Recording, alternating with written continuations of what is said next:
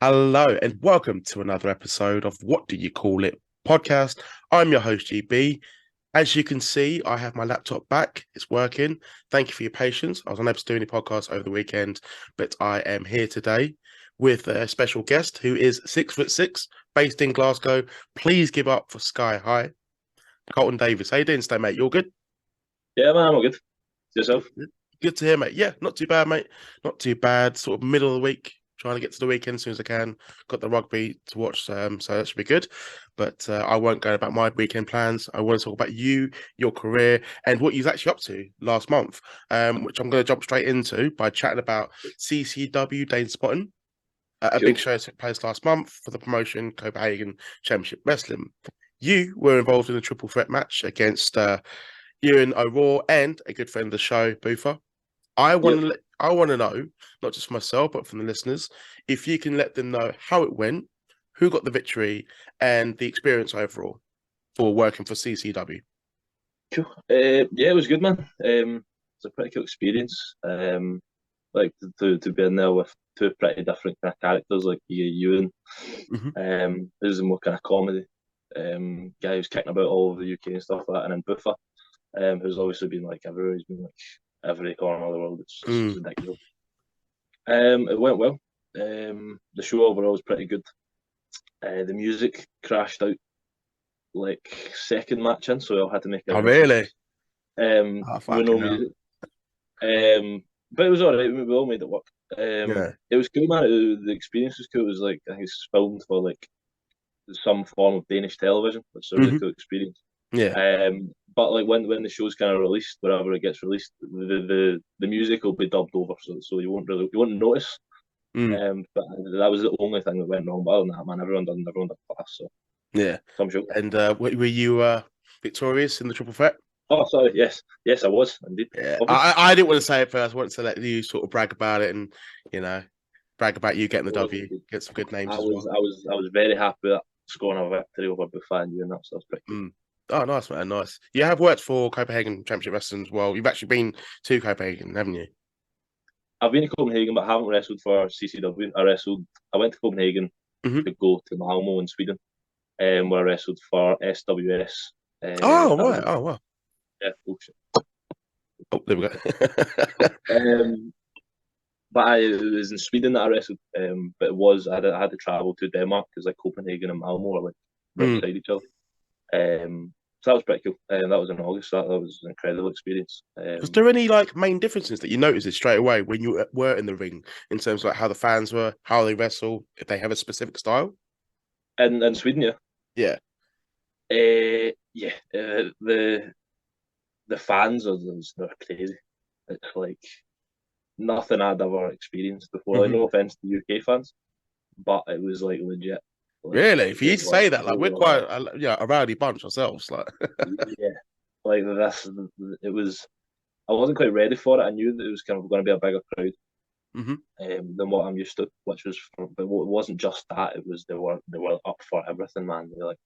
They hated me, and it was great. It's amazing. Like that's what you wanted, though. That's like yes. Yeah, like people were like throwing stuff and like really some guy, somebody hit me with something and then kind of squared up to, and I was like, oh, okay. I'm a big guy. This was just like a. I was about to say, like, as in the intro, you are like 6'6", and every bit of it. I've seen your matches. Yeah, and this guy like kind of squared up to me at the end, and I was just kind of like, wow, this is cool. this is what you want. It's no when you've done your job. Then like they're throwing shit at you and want to fucking offering you out right at the end of the match.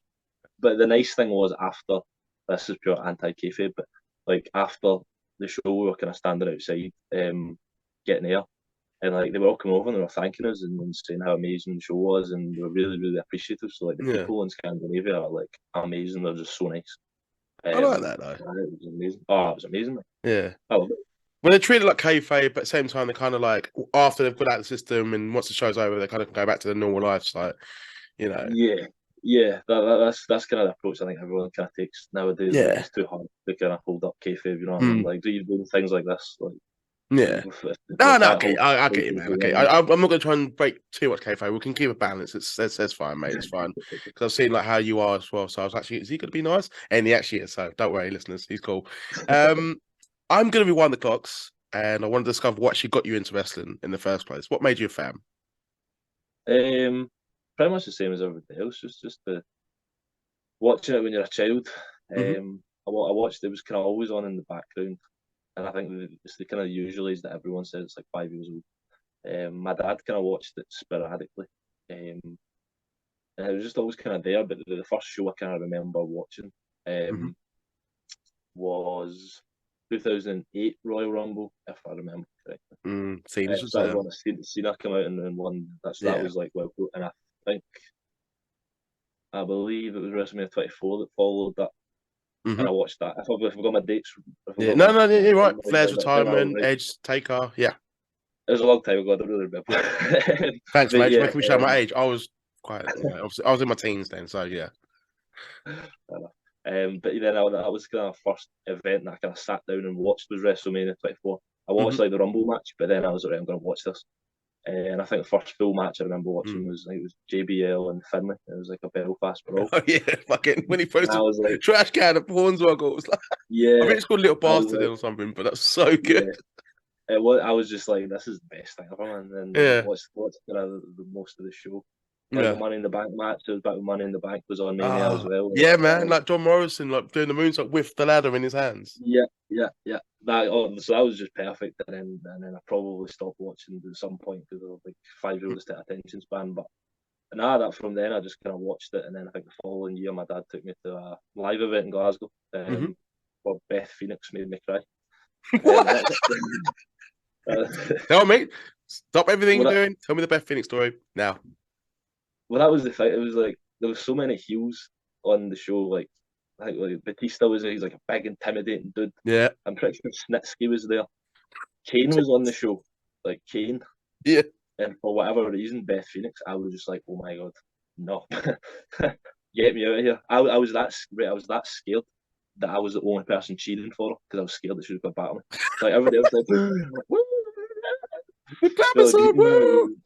yeah, it was like I was intimidated, and there was tears in my eyes, and I was intimidated and Is there cheering any for her. photos of this or any footage of this that your dad might have got?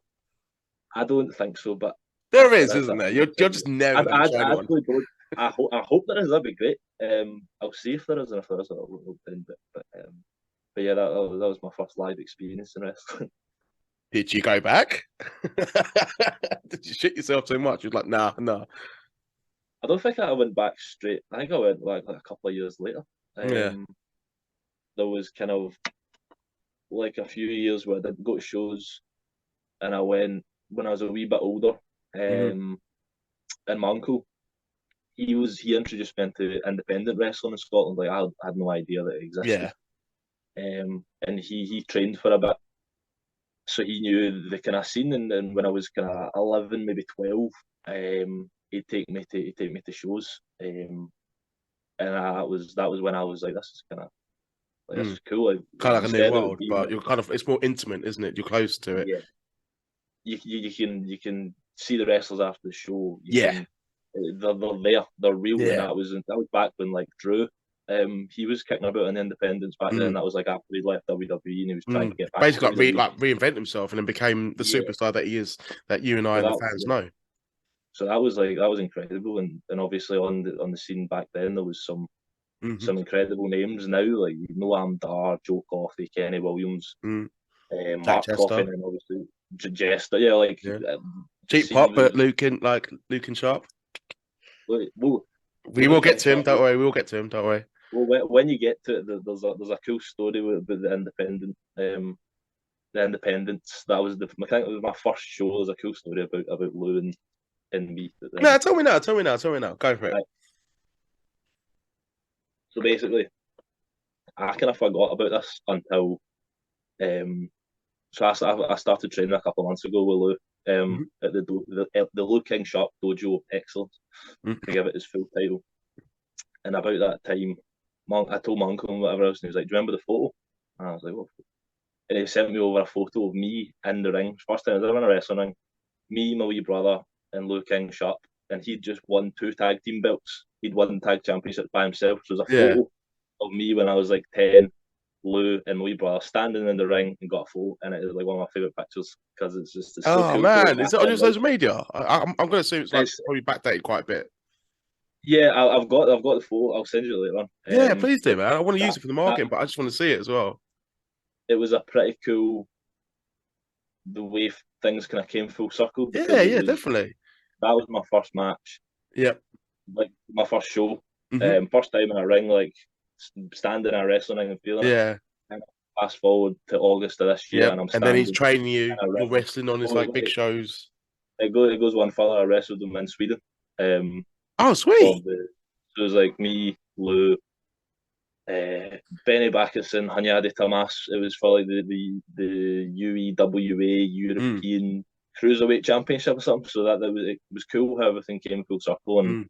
we sat in the where we were staying after the show that night, and it was like that's pretty cool to kind of look how Yeah. it goes from that to that. That It's made him a feel cool. really old though.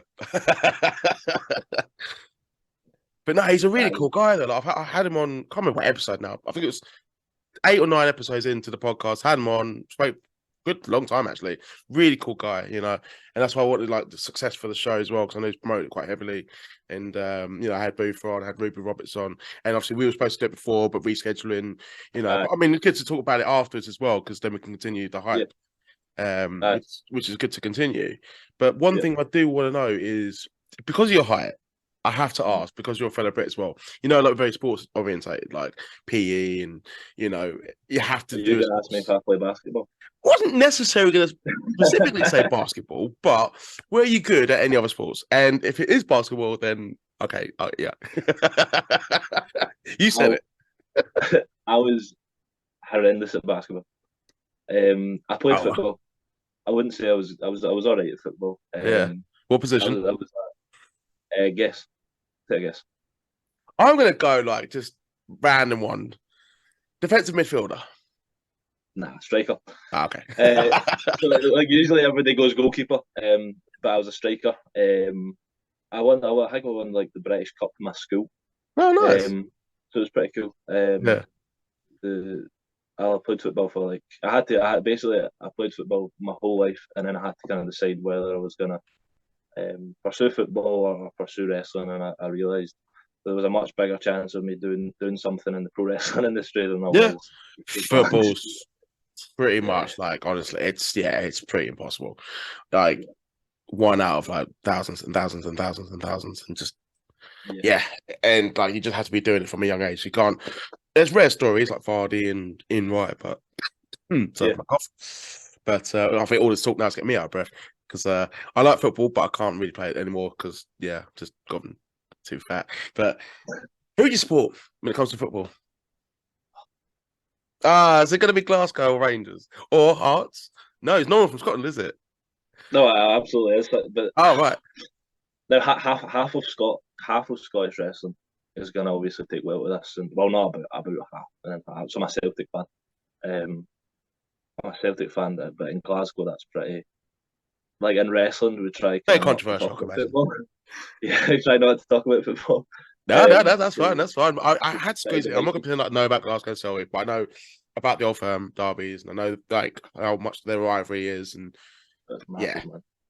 It's huge. It's um it's like I can't really find words to describe it. It's Would you ever wear if you had to, if a promoter told you just for heat, wear a Celtic top in a Rangers located venue? absolutely 100%. Think of the And heat. I know, but it's like it'd be amazing, but it's the fact that you You can't. might not make it home that night, but it'd be worth it for the No, video. that's true. Yeah, I think Lou was talking about he wrestled in Ireland once, and he came Yeah. out Dublin. They came out singing "God Save the Queen," and he was like getting like cans of beer thrown at him. Brave little man. Yeah, so I think I'll have to learn from him. Probably not do that. I think Oh, that's right. probably. It's your mentor. You have to literally I follow know I what your have to mentor follow does. it. You have to do it. Like, as if he sang that. That's fine. I need to message him for that one. I need to like. Fucking hell, that is brave. Because I mean, like, they were all celebrating like when the Queen died, and I thought it was just a bit much. But everyone's got their own opinion. But this, it's how they are. You can't stop how they are, and Yeah. that's quality, man. Not the Queen. I'm about what he did. That's what I'm laughing at. Please don't catch me. Like, literally, Yeah, it sounds take like that that. That's context. you. You're getting Twitter, mate.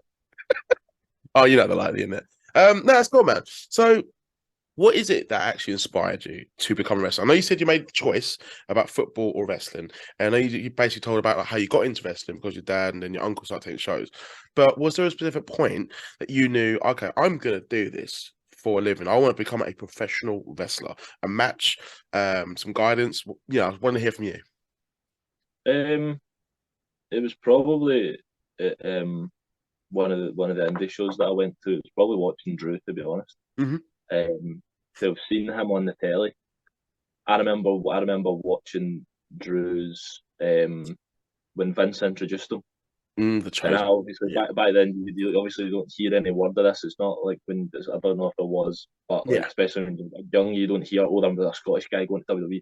I had Yeah. no clue. I was sitting watching WWE Yeah. and Vince I think McMahon the out closest thing was you had in terms of representation was probably Roddy Piper, who wasn't even Scottish, yeah, yeah, because of the kilt and stuff. But I think Drew yeah, was literally representing not just him being himself, but the colours and the music and his accent. Just yeah, he was from Scotland.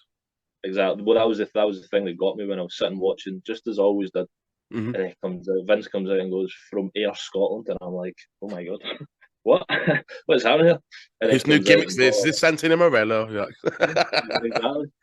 Um, and to watch him on TV and then see him live and in person up close in mm-hmm. Scotland that was probably where I realised like this is possible. Like I think a lot of people in this country, in Scotland and in the UK or Europe, wherever, can take inspiration from what Drew's done and go, Mm-hmm. he's showed us what we can do, and that Yeah. guy obviously works like harder than anybody else. Like Mm. the work that guy's put in. So then that was I it the think biggest? Was it the biggest venue in Glasgow, like ICW, and and just I would. being a focal point in Scotland, like in the UK? I think at one point, like you were literally just like making a bigger noise than your neighbours. And I Yeah. think you still are, like in some comparisons. I think just it Drew's impact though when he came back. I think people just like, oh, what's going over here? Scotland's, Yeah, yeah, definitely kind of it was definitely a catalyst for kind of the boom that came mm, in British wrestling, especially for like companies like ICW and yeah, just Scottish wrestling in particular. It was like watching ICW or hmm a variety of Scottish promotions. It wasn't as if he'd be there once every 6 months. He'd be there almost every show, and it was mm, like you go watch wrestling in Scotland sometimes. Who's going to be there? And that's just mm. like for me that was the coolest thing ever, and it was just like right, I can do this. Why not? Glasgow seems to be quite busy with its wrestling in terms of its Yeah, promotion and shows and stuff. I've noticed that. yeah. There's a lot kicking about all over Glasgow. Mm, Um, so the fans are kind of spoiled for choice these days. There's so mm, much going on, which is cool. And it's good for us wrestlers as well. There's plenty of work going about. So yes, it's a good time. Obviously, coming back from COVID mm, and stuff, it's what we need to just mm. get back to try and get back to where we were before. You know what That's a normal. I mean, it sometimes takes time, but it will happen. I I mean? think like I think sometimes I kind of forgot about COVID now until you mentioned it now. It feels like another lifetime ago now, and Yeah. thank God for that. I actually want to touch. What you said about like you've been wrestling now. What since last year? Or was it a few months? You said. How long have I been wrestling for? Yeah. I started training like 2018, and then hmm I debuted just before lockdown. So I Ah. had two matches before lockdown. Yeah. So I don't I obviously count it, and it was great. But really, this year's my first actual run at it, Yeah. where I've been able to have a year of shows and be able to Yeah. get out Be there and consistent get stuff the on a bit. regular basis, Yeah, as opposed to like 2 year gap. Don't know what the hell's going on, and you're feeling rusty. Yeah. exactly. I want to ask about your debut though, your official in-ring debut, and the one that you said that Yep. before the pandemic. I want Yep. to ask if you had any of your family friends there, and how did it go in your eyes and other people's feedback? Uh, it was pretty surreal. Like we didn't find out until 2 days before. Like there was someone who pulled out, hmm and basically my coach at the time, Mikey Whiplash, he he basically just went, right, instead of just bringing one person in, after there was a group of four of us, yeah, me, myself, Hmm. Darren J. Blair, AJ Diaz, and Jack Ripley. We were all similar age, about 2 years between us at most. Um, and we'd all been training about the same time. We came up together, we're all friends, and he just went, right, we're going to give you your debut. So that part was class. Like Yeah. debuting with, it was a 6 man, so it was those three versus myself and my two of my coaches, Glenn Dunbar and Mike Whitlash at the time. Yeah. So that was pretty cool to debut against some of my closest friends and with my coaches. Like that was Yeah. ideal. I couldn't really get much Perfect, better than isn't that. it? Perfect start. Yeah. Yeah, but I had my mum, my dad, and my wee brother were there.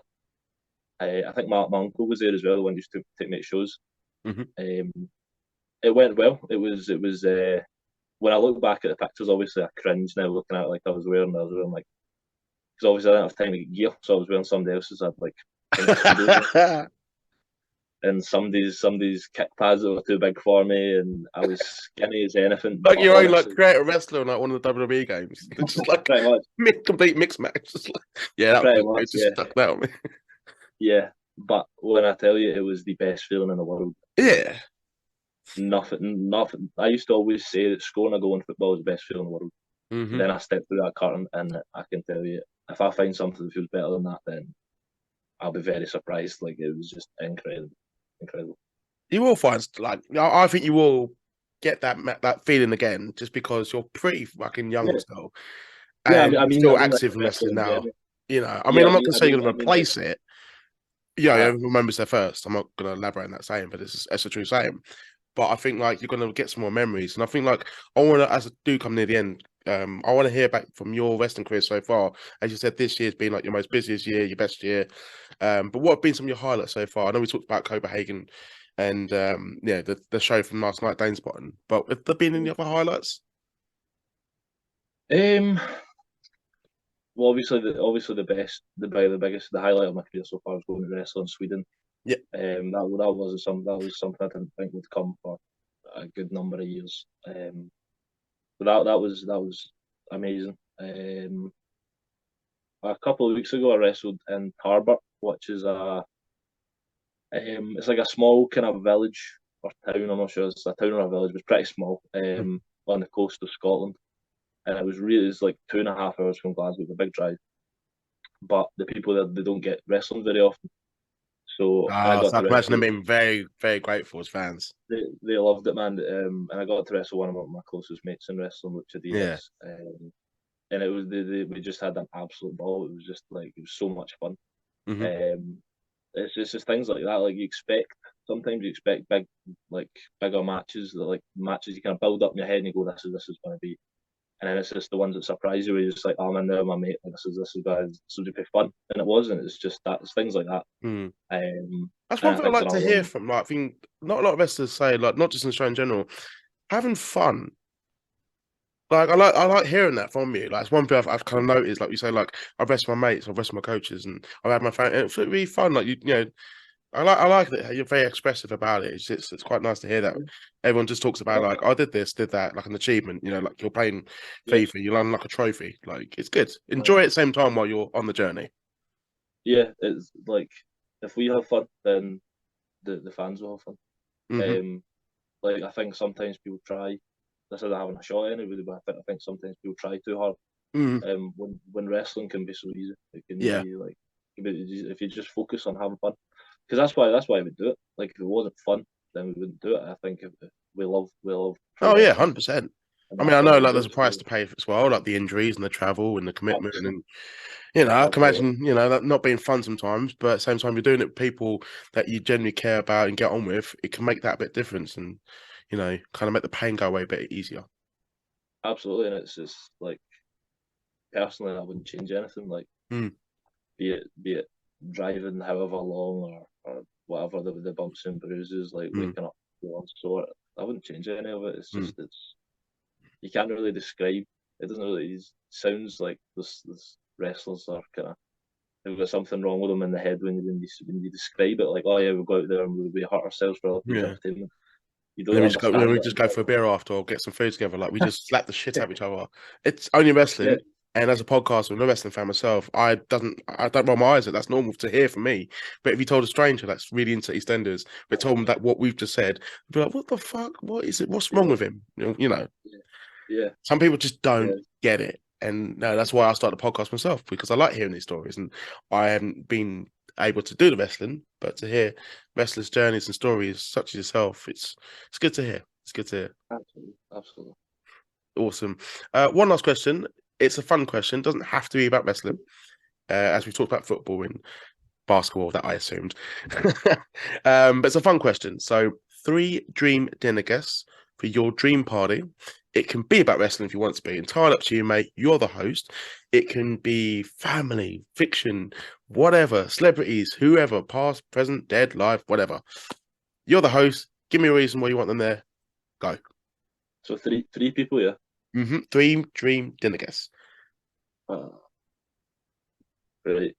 Um, I'm gonna pick.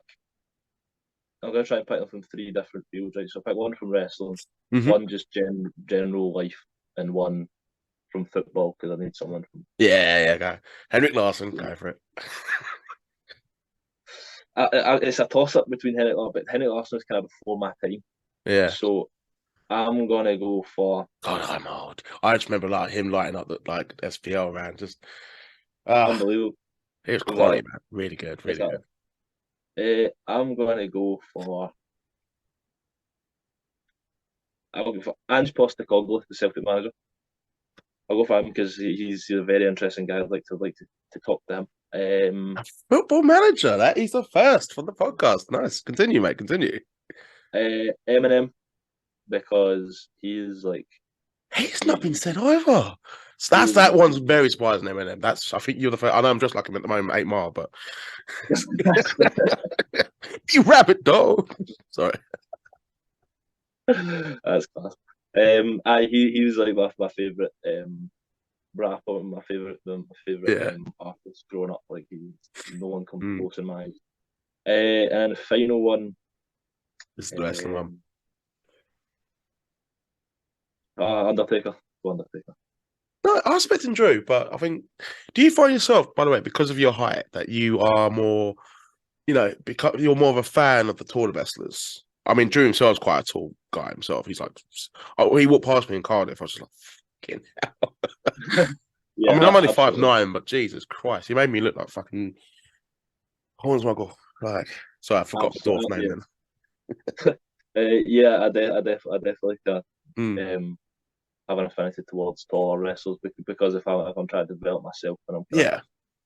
studying other wrestlers, like it tends to be I'm not going to study Rey Mysterio. Like I'm not going to be doing, you know what I mean? I'm not going to What's cut he about doing the doing 619? six That does Yeah, do my exactly. head sometimes a little bit when, like, I don't mind the occasional spot. Like Vader doing the moonsault every match used to kind of got my nerves after a while. Like he's a big man, should be doing. I know he's not tall, but I'm just making a point. But like Undertaker, the dives, he would do them literally at Yeah, WrestleMania and a big show. That's yeah, like a SummerSlam or that's it. But yeah, some yeah, of the stuff I absolutely. see, it's just like, oh my god, you don't need to be doing that every fucking show. That's pretty much what I done when I started. Like Yeah. because I was skinny. I felt the need to kind of you know who Chris Mm. Brooks is. Yeah, I yeah, used to yeah, yeah. Oh, CCK. Yes, that's one. Yes. Yeah. Um, I really, really, really loved watching him Hmm. and Dominic, whatever his name is now, Dominic Dijakovic or T-Bar or whatever it is that he changes. I think. By the way, he's getting rid of T-Bar. Thank God for that. He's getting rid of it. Yeah. Thank you. I love that kind of wrestling where it was like a taller guy, a bigger guy that would Yeah. like to kind of. I did enjoy that. But that was when I was like really skinny, so I kind of felt the need to do it. So I'd Yeah. do like a slingshot cutter over the top rope every single match. Um, I say every single was like the first two. But then I kind of got bigger and I was like, right, let's. If I'm Yeah. there's no need for me to. I can do Not things to that say other people don't do can't. it. I can understand that mentality because of how wrestling's Yeah, changed and like it's just sometimes what the audience wants. But I feel sometimes it takes away from your height when you need to sort of if you're yeah, doing moves like I don't know, like an AJ Styles or Rey Mysterio or whatever, and it just kind of takes away their ability, what they're doing. And it also mm, like just makes you it doesn't really expose your height. I don't know. But Maybe like, I'm yeah, chatting shit. no, you've got it. You've hit the nail on the head. It's like I've got something that pretty much like 95% of Scottish wrestlers or Yeah, UK wrestlers you don't have. can't fake your So hype. why would You I? can't. You Yeah, can't. It's just so why would I do something that yeah. that everybody else can do when I can do something that pretty much nobody else can do? Exactly, exactly. I mean, that's why like I think like 2 out of 5 Live just died a death. I think they're doing stuff that I can see on Raw, SmackDown, or Mm-hmm. whatever. Like, why do I give a shit? But that's just me, just moaning as a fan. But nah, awesome, brilliant stuff. Um, awesome, Colton. Where can the fans find you on social media if they want to follow you and keep up to date with your wrestling career? I'm on Twitter and Instagram. I think right, I should really know that.